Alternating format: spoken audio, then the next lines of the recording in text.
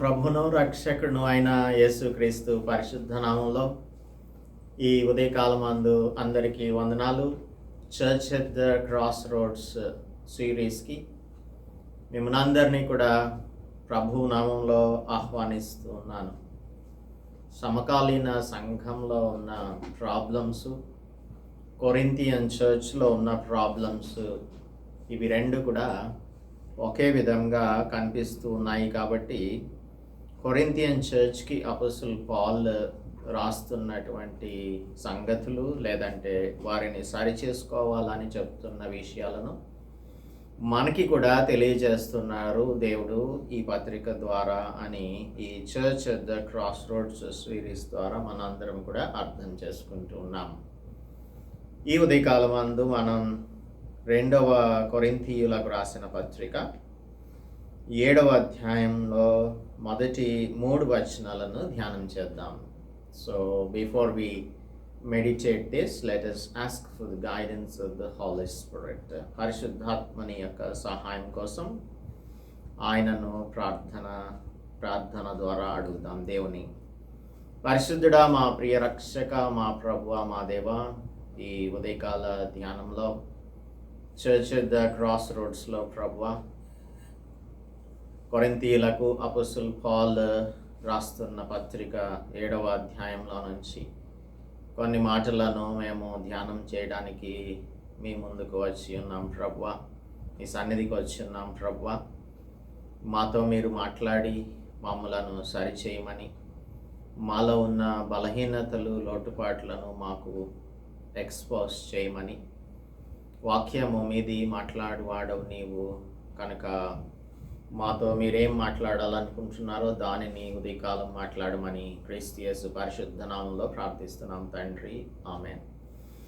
Very good morning to one and all. దేవుని కృపను బట్టి మనం చర్చ్ ద క్రాస్ రోడ్స్ సిరీస్లో కొరింథీయులకు రాసిన పత్రిక 2వ పత్రిక 7వ అధ్యాయంలో మొదటి 3 వచనాలని ఉదయకాలమందు ధ్యానం చేయబోతున్నాము. Let us turn our Bibles to the epistle written by Apostle Paul to Corinthians, second epistle to Corinthians, chapter 7, verses 1 to 3. 3 వచనాలు. ప్రియులారా, మనకు ఈ వాగ్దానములు ఉన్నవి గనుక దేవుని భయముతో పరిశుద్ధతను సంపూర్తి చేసుకొనుచు శరీరమునకును ఆత్మకును కలిగిన సమస్త కల్మషము నుండి మనలను పవిత్రులనుగా చేసుకొందుము.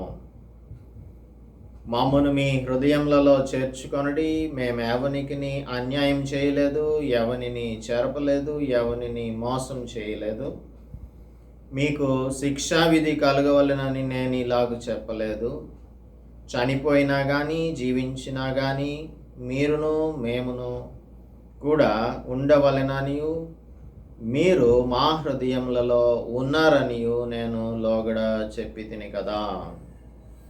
దేవుడు తన పరిశుద్ధ వాక్యం మన వినికిడిలో దీవించునుగాక. క్లెన్జింగ్ అండ్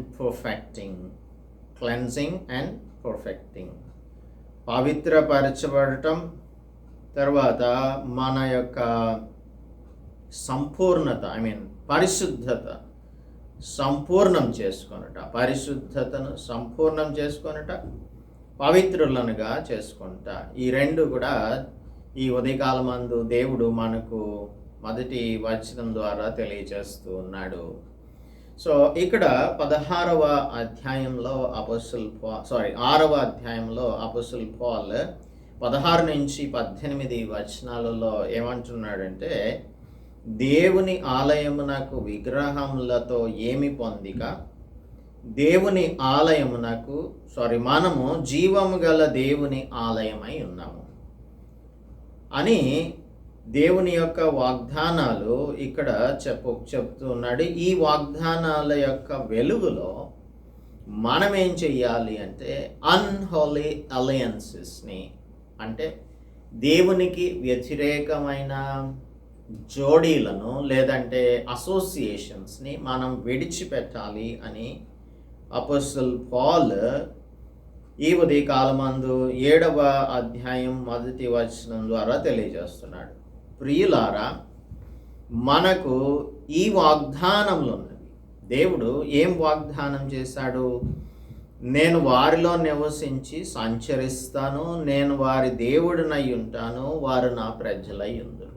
మనం దేవుడు మనలో సంచరిస్తున్నాడని, దేవుడు మనకు దేవుడుగాను మనం ఆయనకు ప్రజలంగాను ఉన్నామనే ప్రామిస్, అది చాలా గొప్ప ప్రామిస్.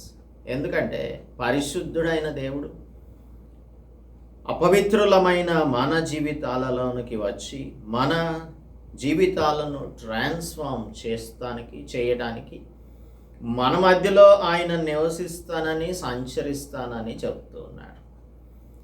సో అపవిత్రమైన ప్రజల యొద్దకు, అపవిత్రమైన మనుషుల యొద్దకు పరిశుద్ధుడైన దేవుడు, మహాపరిశుద్ధుడైన దేవుడు రావటం అనేది ఒక గొప్ప సంఘటన. కావున మీరు వారి మధ్య నుండి బయలు వెడలి ప్రత్యేకంగా ఉండుడి.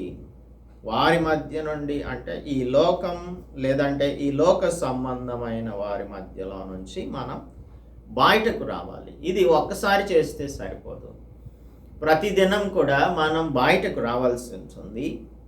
అపవిత్రమైన దానిని ముట్టకుడి అని ప్రభువు చెప్పుచున్నాడు. ఇంకా ఏం చెప్తున్నాడు? మరియు నేను మిమ్మును చేర్చుకొందును. he will receive us. మీకు తండ్రినై ఉందును. he will be our father and we will be his children. ఆయనకు కుమారులుగాను కుమార్తెలుగాను ఉంటాము అని సర్వశక్తిగల ప్రభువు చెప్తున్నాడు. he is the omnipotent God, he is the sovereign God. అటువంటి సర్వశక్తి కలిగిన ప్రభువు మనకి ఈ వాగ్దానాలు చేశాడు. ఈ వాగ్దానాలు ఉత్తుత్తి వాగ్దానాలు కాదు, దేవుని వాగ్దానాలు, నమ్మకమైన వాగ్దానాలు. ఈ వాగ్దానాలు మనకు ఉన్నాయి కనుక దేవుని భయంతో ఇప్పుడు ఈ రోజుల్లో మనం దేవునికి భయపడుతున్నామా? అసలు దేవునికి భయపడే వాళ్ళమైతే దేవునికి వ్యతిరేకమైన కార్యాలను చేయము.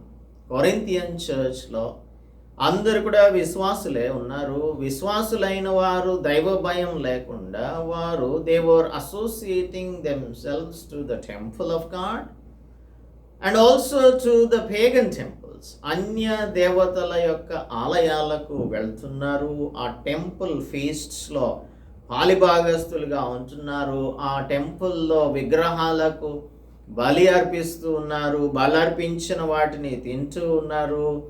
ఇంకా అనేకమైన అన్హోలీ అలయన్సెస్ కలిగి ఉన్నారు. ఈ లోకంతో మనం అసోసియేట్ అయ్యి ఉండకూడదు. ఈ లోకంలో మనం విడిచిపెట్టి దేవునితో అసోసియేట్ అయ్యి ఉండాలి. గాడ్లీ ఫెలోషిప్తో మనం ముందుకు సాగవలసి ఉంటుంది. కనుక ఇటువంటి ఉన్నతమైన పరిస్థితిలోనికి మనలను తీసుకొని దేవుడు వస్తే, ఆ గాడెస్ ఆఫ్రోడైట్ అని ఉంది. కొరింథులో ఒక టెంపుల్ ఉంది. ఆ టెంపుల్ ఆఫ్ ఆఫ్రోడైట్లో అది ఆ గాడెస్ ఎవరు అంటే it is the goddess of lust, మోహానికి సంబంధించిన దేవత.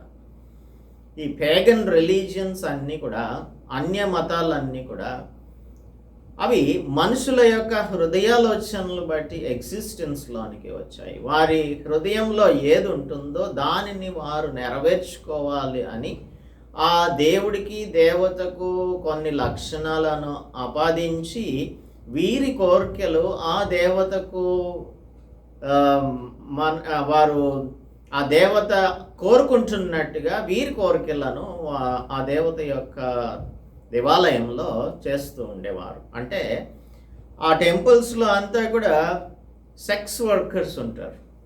అక్కడ వేశ్యా సాంగత్యం చేస్తూ ఉంటారు. ఆ రిలీజియన్ నేమ్తో అక్కడంతా కూడా జరిగేది అపవిత్రమైన కార్యక్రమాలు. అటువంటి ఆర్జీస్ లేదంటే అల్లరితో కూడిన ఆటపాటలు చేస్తూ ఉన్నారు కొరింథియన్స్. మొదటి కొరింథీయులకు రాసిన పత్రికలో ఈ విషయాలన్నీ కూడా మనం ధ్యానం చేశాము. సో ఇక్కడ క్లెన్సింగ్ గురించి మాట్లాడుతున్నాడు. భయముతో పరిశుద్ధతను సంపూర్తి చేసుకొనుచు శరీరమునకును ఆత్మకును కలిగిన సమస్త కల్మషం నుండి మిమ్మును పవిత్రులనుగా చేసుకోండి అని చెప్పట్లేదు. మనలను పవిత్రులను చేసుకుంటాము అంటున్నాడు. అంటే అపోస్తలుడు పౌలుని కూడా తాను ఆ కొరింథియన్ చర్చ్కి అసోసియేట్ చేసుకుంటున్నాడు.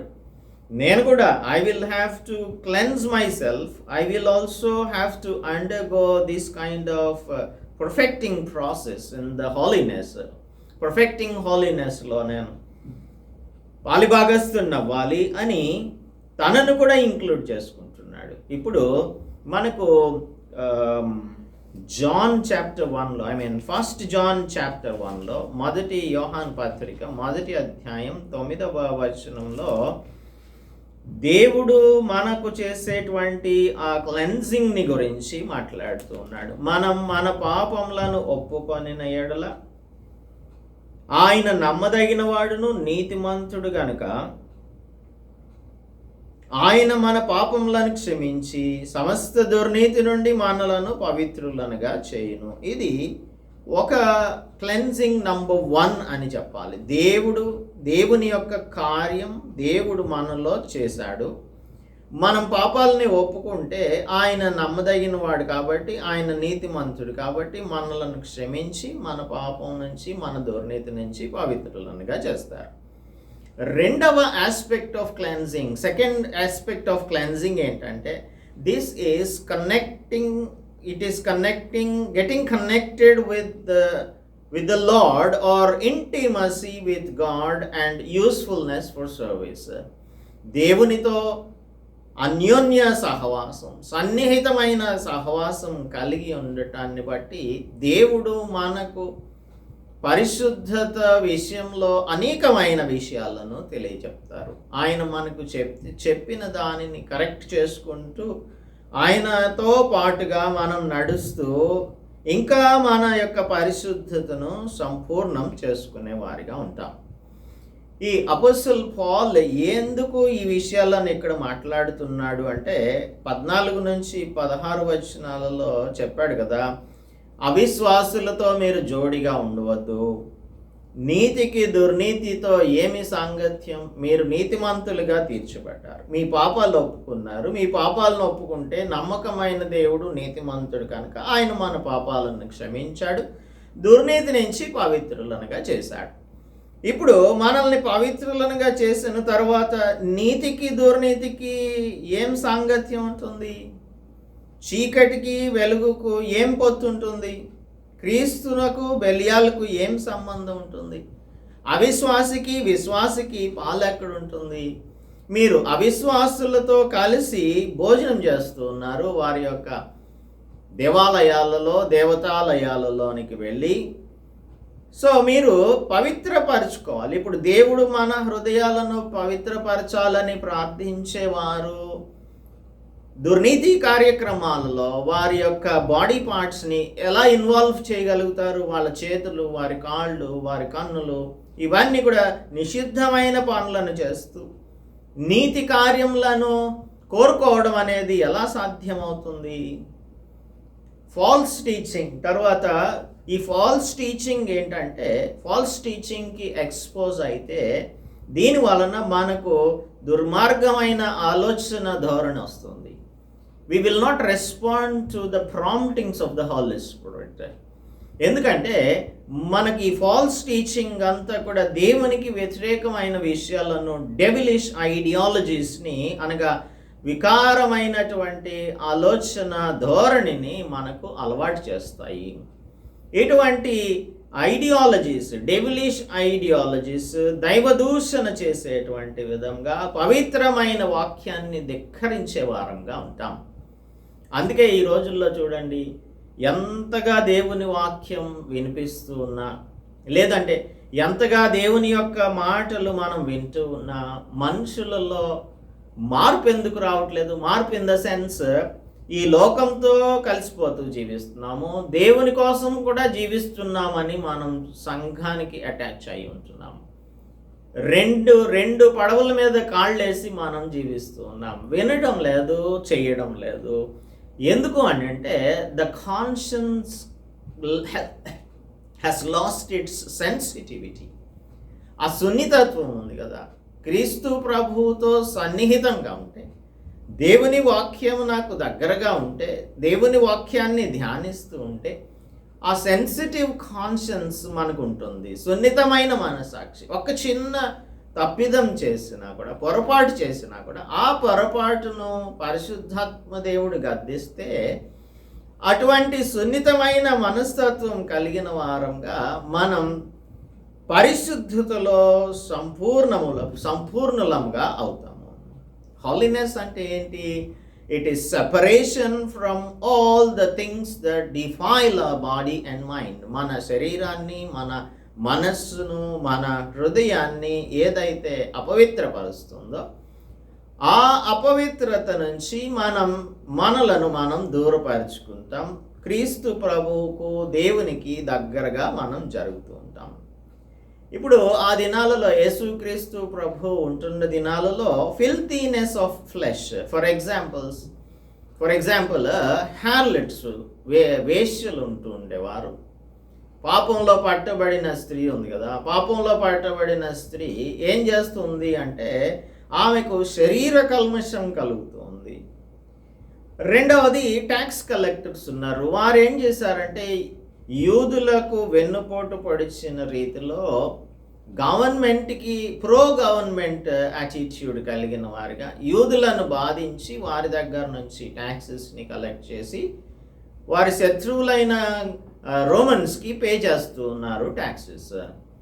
సో వారు చేస్తున్న పని కూడా ఒక విధంగా మనం కంపారిజన్ చేస్తే ఈ శరీర సంబంధమైన కల్మషం కంటే ఆత్మ సంబంధమైన కల్మషం ఉందే, అది చాలా దారుణమైన విషయం. ఒకవేళ శరీర సంబంధమైన కల్మషం ఉంటే we can be cleansed quickly, but if it is spiritual filthiness, ఆ స్పిరిచువల్ ఫిల్తీనెస్కి సింబల్ ఏంటంటే శాస్త్రులు, పరిసయ్యులు. వారు గర్వంతో ఉండేవారు, స్వనీతి మీద ఆధారపడుతూ ఉండేవారు, స్వార్థపరులుగా ఉండేవారు, ద్వేషించేవారు ఇతరులను, తర్వాత ఇతరులకు విరోధమైన ఆలోచనలను చేస్తూ ఉండేవారు. వీరికి ఏంటంటే ఇతరులు పరిశుద్ధంగా కనిపించట్లేదు అని నేరం మోపటం మాత్రమే చేస్తున్నారు కానీ వారి యొక్క పరిశుద్ధతను గురించి ఏమాత్రమునో ఆలోచించట్లేదు. అందుకే అపొస్తలుడు పౌలు ఇక్కడ అంటున్నాడు, మనలను పవిత్రులనుగా చేసుకుందాము. లెట్ us cleanse ourselves అని అంటున్నాడు. యూ క్లెన్స్ యువర్ సెల్వ్స్ అనట్లేదు. మనందరం కూడా కలిసి పరిశుద్ధులంగా మారుదాం, పవిత్రంగా చేసుకుందాము అని అంటున్నాడు. మనం ఏం చేయాలి అని అంటే పరలోకానికి చేరే సమయానికి మనలో ఉన్న ఈ ఇంపర్ఫెక్షన్స్ అన్నింటిని కూడా పోగొట్టుకోగలగాలి. ఇవి ఎలా పోగొట్టుకోగలుగుతామంటే దేవుని వాక్యమునకు దగ్గరగా జీవించటం ద్వారా, దేవునితో అన్యోన్య సహవాసం కలిగిన వారంగా జీవించటం ద్వారా, వెలుగునకు దగ్గరగా వస్తున్న కొద్దీ మనలో ఉన్న చీకటి సంపూర్ణంగా మటుమాయమైపోతూ ఉండాలి. మనకు ఫైనర్ సెన్సిబిలిటీ ఆఫ్ సిన్, పాపం విషయంలో ఇంద్రియ గోచరత అని అంటారు, పర్సెప్టబిలిటీ అనమాట. ఇంద్రియ గోచరత లేదంటే సూక్ష్మ గ్రాహ్యత అని అంటాం దీనిని, finer sensibility of sin towards sin. కనుక పాపం విషయంలో చాలా సెన్సిటివ్గా ఉండి పరిశుద్ధాత్మ దేవుడు మనలను హెచ్చరిస్తున్నప్పుడు I should not do this అని, మనం దీనిని చేయకూడదు. దేవుని సంతోషపెట్టాలి అంటే మనం దీన్ని విడిచిపెట్టాలి అని మన టెండర్ కాన్షియన్స్ మనకి చెప్తూ ఉంటుంది. కాబట్టి ప్రతిదినం దేవునికి దగ్గరగా జీవిస్తూ ఉన్నప్పుడు ఈ కల్మషం అంతటిని కూడా, సమస్తమైన కల్మషాన్ని మనం పోగొట్టుకోగలుగుతాం. అందుకని పర్ఫెక్టింగ్ హోలీనెస్, దేవుని భయముతో పరిశుద్ధతను సంపూర్తి చేసుకోవటంలో మనం ప్రతిదినం కూడా నిమగ్నమై ఉండాలి. దేవునికి మనం ఈ విధంగా సన్నిహితంగా జీవించాలి. 2వ వచనం, మమ్మును మీ హృదయములలో చేర్చుకొనుడి. ఈ 6వ అధ్యాయం 11 నుంచి 13 వరకు అపోస్తల్ పౌల్ అంటున్నాడు, we are open to you, we spoke to you openly. ఆరమర లేకుండా మీతో మాట్లాడుచున్నాను. మా హృదయము విశాలపరచబడి ఉన్నది, మీ ఎడల మా అంతఃకరణం సంకుచితమై ఉండలేదు, కానీ మీ అంతఃకరణమే సంకుచితమై ఉన్నది. మీ ఎడల మాకున్న అంతఃకరణమునకు ప్రతిగా మీరును మీ హృదయములను విశాలపరచుకోండి. మీరు నా పిల్లలు అని మీతో ఇలాగ చెప్తున్నాను, ఒక తండ్రిలాగా చెప్తూ ఉన్నాను. మా హృదయం విశాలపరచబడింది, మీ హృదయాలను విశాలపరచుకోండి అని అంటున్నాడు. సో ఇక్కడ విడిచిపెట్టిన ఈ ఐడియాని మరలా ఇక్కడ కంటిన్యూ చేస్తున్నాడు 2వ వచనంలో అపోస్తల్ పౌల్. ఆయన చెప్పాలనుకుంటున్నది ఏంటంటే, we were very honest with you, మేము మీతో యథార్థ హృదయంగా ఉన్నాము. వారికి ఒక ప్రాబ్లం ఉంది, కొరింథియన్స్కి ఈ దినాలలో కూడా అదే ప్రాబ్లం. ఏంటి అంటే ఇన్ఫర్మేషన్ ప్రాబ్లం. ఒక వ్యక్తి మనకు ఏదైనా సమాచారాన్ని తీసుకొని వస్తే ఆ సమాచారం సరి అయిన సమాచారమా, జెన్యూనిటీని ఎవ్వరు కూడా ఆలోచించేవారిగాను లేదంటే జెన్యూనిటీని పరిశీలించేవారిగా ఉండట్లేదు. ఒక ఇన్ఫర్మేషన్, ఇది ఇన్ఫర్మేషన్ టెక్నాలజీ యుగం కదా, అందుకనే ఫ్రాక్షన్ ఆఫ్ సెకండ్స్లో అన్నీ కూడా దావానలంలాగా వ్యాపిస్తూ ఉంటాయి. సో ఏది నిజం ఏది నిజం కాదు అనే దానిని ఆలోచించుకునే విచక్షణను మానవుడు కోల్పోయాడు. ఈ యూట్యూబ్లో వచ్చేటువంటి ఆ ప్రోగ్రామ్స్ని చూడటం ద్వారా, వీడియోస్ని చూడటం ద్వారా ఎవరు నోటికి వచ్చింది, ఎవరు మైండ్కి వచ్చింది అది చెప్పేస్తూ ఉంటే people are getting confused and they have lost the sense or they have lost the ability of thinking. ఆలోచించి నిర్ణయించుకునే పద్ధతిని మర్చిపోయారు.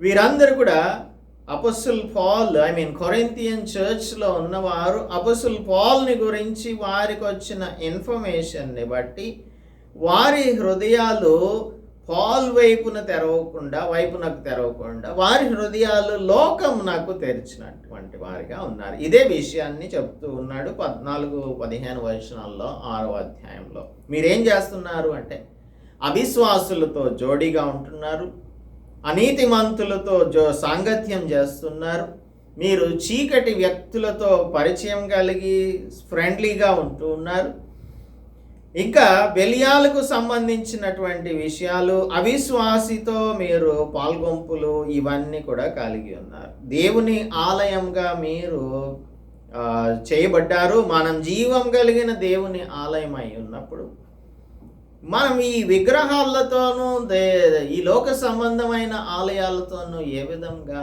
సంబంధ బాంధవ్యాలు కలిగి ఉంటామో, it is time for us to open our hearts to God. దేవుడు మనకు అనుగ్రహించిన ఆశీర్వాదములన్నింటినీ, వాగ్దానములన్నింటినీ దృష్టిలో పెట్టుకొని మన సంకుచితమైన మనస్సులను విశాలపరచుకొని, సంకుచితమైన హృదయాలను విశాలపరచుకొని పౌల్ చెప్తున్న సత్యాన్ని లేదంటే దైవవాక్యం చెప్తున్న సత్యాన్ని మనం ఓపెన్ హార్టెడ్గా వినడానికి సిద్ధమవుదామని చెప్తూ ఉన్నాడు మనకి కూడా ఈ ఉదయకాలం మందు. మీకు 2వ వచనంలో మేమెవరికి అన్యాయం చేయలేదు, అది కొరింథియన్ చర్చ్కి తెలుసు. కానీ మధ్యలో మిస్ఇన్ఫర్మేషన్ ఉంది కదా, కొందరు ఎవరో వచ్చి ఫాల్స్ టీచర్స్ వారి వైపు నాకు కొరింథియన్లను తిప్పుకోవడం కోసం పౌల్ని గురించి చెడ్డగా చెప్తున్నారు. ఈ మిస్ఇన్ఫర్మేషన్ వలన వారు మిస్అండర్స్టాండ్ చేసుకుంటున్నారు అసలు పౌల్ని. మేము ఎవరికైనా అన్యాయం చేశామా చెప్పండి? ఎవరికి చేయలేదు కదా. రెండోది, ఎవరిని చెరపలేదు, ఎవరిని మోసం చేయలేదు. we have wronged no one, we have corrupted no one, we have defrauded no one. ఎవరిని కూడా మేము మోసం చేయలేదు. ఇంకా మనం చెప్పాలి అంటే కొరింథీయులకు రాసిన మొదటి పత్రికలో 16వ అధ్యాయంలో మనీకి సంబంధించి, చందాలకు సంబంధించిన విషయంలో చెప్తూ అంటున్నాడు, పరిశుద్ధుల కొరకైన చందా విషయం అయితే నేను గలతీ సంఘంలకు నియమించిన ప్రకారం మీరు కూడా చేయండి. నేను వచ్చినప్పుడు చందా పోగు చేయకుండా ప్రతి ఆదివారమున మీలో ప్రతివాడును తాను వర్ధిల్లిన కొలది తన యొద్ద కొంత సొమ్ము నిలువ చేయండి. నేను వచ్చినప్పుడు మీరు ఎవరికి యోగ్యులని ఎంచి పత్రికలు ఇద్దరో వారి చేత మీ ఉపకార ద్రవ్యమును యెరూషలేము నాకు పంపిస్తాను. నేను కూడా వెళ్ళడం మంచిదని మీరు అనుకుంటే వారు నాతో కూడా వస్తారు. అయితే మాసిదోనియాలో నేను సంచరించడానికి వెళ్తున్నాను అని. ఇక్కడ ఎందుకు ఈ విషయాలు చెప్తున్నాడంటే యథార్థంగా ఉన్నాడు. ప్రత్యేకించి ఈ డబ్బుల విషయంలో యథార్థత చాలాసార్లు మనం పోగొట్టుకుంటూ ఉంటాం. యథార్థవంతులంగా మనం ఉండాలి. ఇతరుల డబ్బును లేదంటే ఇతరులకు సంబంధించిన దానిని మనం ఆశించకూడదు. అందుకే అంటున్నాడు ఇక్కడ చాలా స్ట్రాంగ్గా, గ్యారంటీగా లేదంటే కన్ఫర్మ్డ్గా చెప్తూ ఉన్నాడు, మేము ఎవ్వరికి అన్యాయం చేయలేదు, ఎవరిని చెరపలేదు, ఎవరిని మోసం చేయలేదు. ఇవన్నీ నేను ఎందుకు చెప్తున్నానంటే మీకేదో శిక్షావిధి కలగాలని చెప్పట్లేదు. మీకు శిక్షావిధి కలగవాలని నేను ఇలాగ చెప్పలేదు. చనిపోయినా కానీ జీవించినా కానీ మీరును మేమును కూడా ఉండవలెననియు మీరు మా హృదయములలో ఉన్నారనియు నేను లోగడ చెప్పి తిని కదా. మేము ముందుగానే చెప్పాం కదా, మా హృదయం విశాలపరచబడి ఉంది కొరింథీయులారా అని 6:11 అంటున్నాడు. మీ ఎడల మా అంతఃకరణం సంకుచితంగా ఉండలేదు, కానీ మీ అంతఃకరణమే సంకుచితంగా ఉంది అని చెప్తున్నాడు కదా. So all this he is not telling us that we should be undergoing condemnation. శిక్షావిధి కలగడానికి చెప్పట్లేదు. ఈ ఉదయకాలం అందు దేవుడు మనకు మిమ్మల్ని శిక్షించుతాను అని చెప్పడానికి ఈ విషయాలను మనకు తెలియచేయట్లేదు. ఈ చర్చ్ ఎట్ ద క్రాస్ రోడ్స్లో మనం ఇవన్నీ కూడా ఎందుకు నేర్చుకుంటున్నామంటే దేవుని చేత శిక్షించబడాలనో శాపానికి గురవ్వాలనో కాదు. మనం ఇవన్నీ నేర్చుకుంటున్నది మన పరిశుద్ధతను సంపూర్ణం చేసుకోవడానికి. మనలోకి వచ్చే కల్మషం ఉంటుంది, ఈ డే టు డే ఫిల్తీనెస్ ఉంటుంది. దీని నుంచి మనం పవిత్రపరచబడటానికి ఈ వాక్యంను, ఈ క్రాస్ రోడ్ సిరీస్ని మనం చేస్తూ ఉన్నాం. ఇదనే కాదు, పరిశుద్ధ గ్రంథంలో మనం ఏ వాక్యాన్ని చదివినా కూడా, ఏది ధ్యానం చేసినా కూడా పరిశుద్ధాత్మ దేవుడు మనతో మాట్లాడతాడు. ఆయన మాట్లాడినప్పుడు మనకు మన యొక్క వీక్నెసెస్ ఏంటో తెలుస్తుంది, మన కల్మషం ఏంటో తెలుస్తుంది. దేవుని మనస్సు మనకు అర్థమవుతుంది. Oh God is asking me to live like this. ఈరోజు మనతో దేవుడు మాట్లాడాడు, నన్ను ఈ విధంగా చేయమంటున్నాడు అని మనకు అర్థమవుతుంది. అసలు వాక్యమే చదవకపోతే దేవుడు ఏం చెప్తున్నాడో మనకి ఎలా అర్థమవుతుంది? మనం ఎంతవరకు వాక్యాన్ని చదవగలుగుతున్నాం, ధ్యానం చేయగలుగుతున్నాము అనే దానిని పరిశీలన చేసుకుంటే మనతో దేవుడు మాట్లాడకపోవడానికి కారణం ఏంటి అంటే వాక్యం సరిగా చదవలేకపోవడం, ధ్యానించలేకపోవడం. అందుకని మనం పరిశుద్ధతలో సంపూర్ణులంగా అవ్వాలంటే మన శరీరానికి ఆత్మకు కలిగే సమస్త కల్మషం నుంచి పరిశుద్ధులంగా పవిత్రులంగా అవ్వటానికి దేవుని యొక్క వాక్యమే మనకు ఆధారం. సో దేవుని యొక్క వాక్యాన్ని మనం చదువుదాం. మిగిలినటువంటి ఈ భాగాన్ని మనం ఎల్లుండి ధ్యానం చేద్దాం. అంతవరకు దేవుని కృప మీకు తోడుగా ఉండును గాక. ప్రార్థించుకుందాం. పరిశుద్ధుడా మా ప్రభువా, ఈ ఉదయకాలమందు మీ వాగ్దానముల వెలుగులో మేము పరిశుద్ధతలో ఏ విధంగా సంపూర్ణులంగా మారాలో, మా శరీరమునకు ఆత్మకు కలిగే కల్మషం నుంచి ఏ విధంగా పవిత్రులం అవ్వాలో మీరు మాకు తెలియజేస్తూ ఉన్నారు. మీరెప్పుడు మాతో ఓపెన్ మైండెడ్గానే ఉంటూ ఉన్నారు. మేమే సంకుచితమైన హృదయములు కలిగిన వారంగా, మాకున్నటువంటి లిమిటేషన్స్ లేదంటే మాకున్న ఈవిల్ డిజైర్స్ చొప్పున తండ్రి మేము మీ మాటలకు విశాల హృదయంతో అర్థం చేసుకోలేకపోతున్నాం. మీ మాటలను విశాల హృదయంతో అర్థం చేసుకోలేకపోతున్నాం. ఇదంతా మాకు శిక్షావిధిని కలుగు చేయటానికి మీరు మాకు చెప్తున్నారని కాకుండా మా మంచి కోసం, మా ట్రాన్స్ఫర్మేషన్ కోసం, మా డిఫైల్మెంట్స్ నుంచి విడిపించటం కోసం, దేవుని ఎదుట మమ్మలను పరిశుద్ధులుగా నిలబెట్టడం కోసమే ఇవన్నీ చేస్తున్నారన్న సంగతిని గ్రహించి మమ్మల్ని మేము సరిచేసుకున్నట్లుగా మాకందరికీ సహాయం చేయమని క్రీస్తు యేసు పరిశుద్ధ నామములో ప్రార్థిస్తున్నాం తండ్రి. ఆమేన్. దేవుని నామానికి స్తోత్రం. అందరికీ వందనాలు. దేవుడు మిమ్మను ఆత్మీయంగా ఆశీర్వదించును గాక.